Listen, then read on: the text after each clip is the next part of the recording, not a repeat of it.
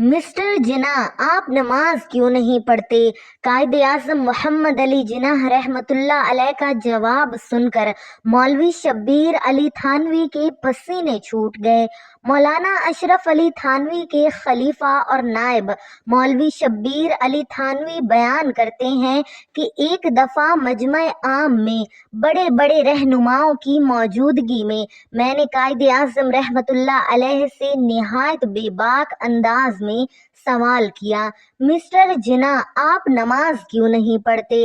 جناح صاحب نے جو جواب دیا اسے سن کر مجھے واقعی پسینہ آ گیا کہ اتنے بڑے آدمی نے اتنے بڑے اجتماع کے سامنے بسم اللہ الرحمن الرحیم 1936 سن میں پنڈت جواہر لال نہرو نے اعلان کیا کہ ہندوستان میں صرف دو طاقتیں ہیں، انگریز اور کانگریس۔ قائد اعظم رحمۃ اللہ علیہ نے نہایت جلال سے انہیں للکارا اور دنیا کو بتایا کہ اس سرزمین میں ایک تیسری قوت بھی موجود ہے اور وہ مسلمان ہیں۔ یہ اعلان کانگریس کے ایوانوں میں کھلبلی مچا گیا اور مسلمانوں میں اعتماد پیدا ہوا۔ اسی جرأت مندانہ موقف کے بعد قائد اعظم رحمۃ اللہ علیہ کو منظم انداز میں نشانہ بنایا گیا۔ ہندوستان میں کانگریس کے حمایتی عناصر نے انہیں کافر، مغربی تہذیب کا اسیر اور اسلام سے دور اور انگریز کا ایجنٹ قرار دیا، جبکہ بیرون ملک خصوصاً انگلستان میں انہیں مذہبی، انتہا پسند اور فرقہ پرست بنا کر پیش کیا گیا تاکہ ان کی سیاسی ساکھ کو نقصان پہنچایا جا سکے۔ لیکن قائد اعظم رحمۃ اللہ علیہ کے اخلاق، کردار اور ان کی دینی وابستگی کے ثبوت کے لیے ایک ہی واقعہ کافی ہے۔ منشا عبد الرحمن کی کتاب قائد اعظم کا مذہب و عقیدہ میں نقل ہے کہ مولوی شبیر علی تھانوی نے کہا، آپ جلسوں پر کثیر رقم خرچ کرتے ہیں، پنڈال بنتے ہیں، نعرہ تکبیر بلند ہوتے ہیں، اس کا فائدہ کیا ہے؟ تو قائد اعظم رحمۃ اللہ علیہ نے فرمایا، اس سے دوسری قوموں پر مسلمانوں کا رعب قائم ہوتا ہے۔ مولوی شبیر علی نے کہا کہ ایک اور تجویز ہے جس سے رعب مزید بڑھے گا۔ انہوں نے عرض کیا کہ جب جلسے کے دوران نماز کا وقت ہو تو پورے مجمع کے ساتھ باجماعت نماز ادا کی جائے۔ قائد اعظم رحمۃ اللہ علیہ نے فرمایا، بات درست ہے لیکن میں اس پر فی الحال عمل نہیں کر سکتا۔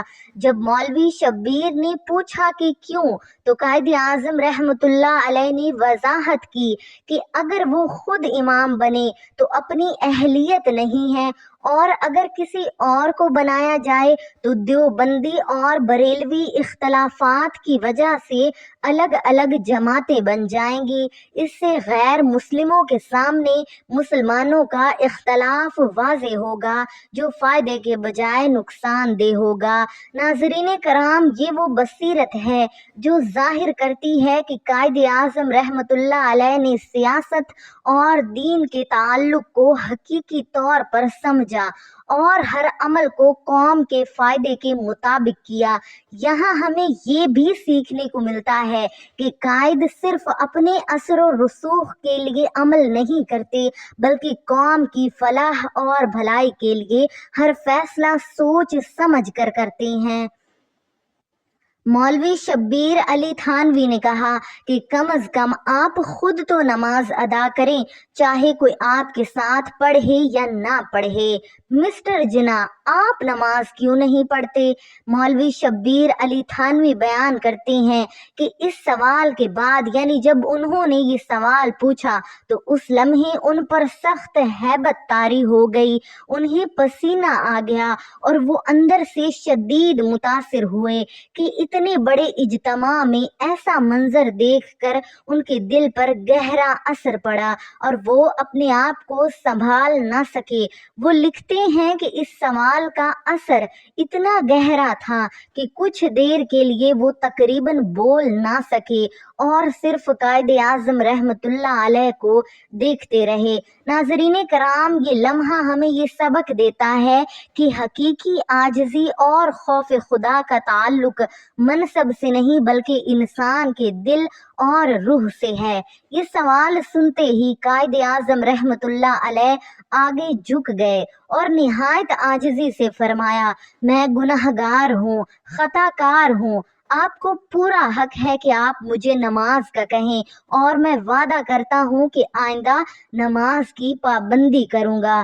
پھر انہوں نے اپنے سینے پر ہاتھ رکھ کر بار بار کہا، یہ جناح کا وعدہ ہے، یہ جناح کا وعدہ ہے۔ ناظرین کرام، اس وعدے کے بعد قائد اعظم رحمۃ اللہ علیہ نے واقعی نماز کی پابندی شروع کر دی اور اپنی زندگی کے آخری لمحے تک اہل سنت کے طریقے کے مطابق نماز ادا کرتے رہے۔ ان کی پیروی میں کئی لوگ جو نماز سے غافل تھے وہ بھی نماز کے پابند بن گئے۔ یہ بھی روایت میں آتا ہے کہ مولانا اشرف علی تھانوی کی ہدایت پر علماء کرام کا ایک وفد قائد اعظم رحمۃ اللہ علیہ سے ملا اور دو امور پر زور دیا، سیاست اور دین کا تعلق اور دوسرا نماز کی پابندی۔ یہ واقعات معتبر تاریخی کتب میں درج ذیل ہیں، خصوصاً منشا عبد الرحمن خان کی کتاب تعمیر پاکستان اور علماء ربانی میں۔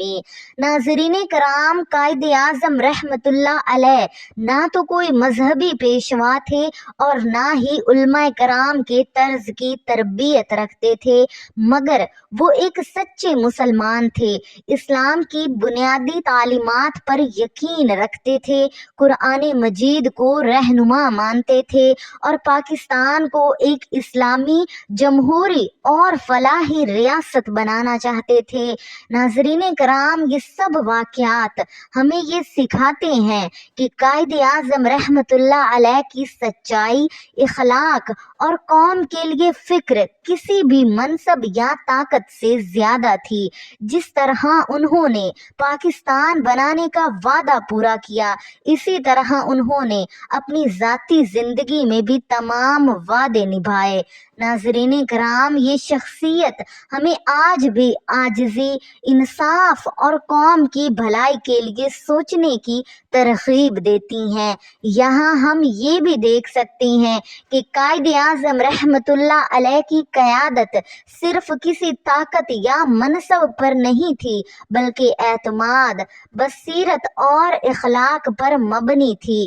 قائد اعظم رحمۃ اللہ علیہ کا ویژن تھا کہ پاکستان ایک اسلامی جمہوری اور فلاحی ریاست ہو۔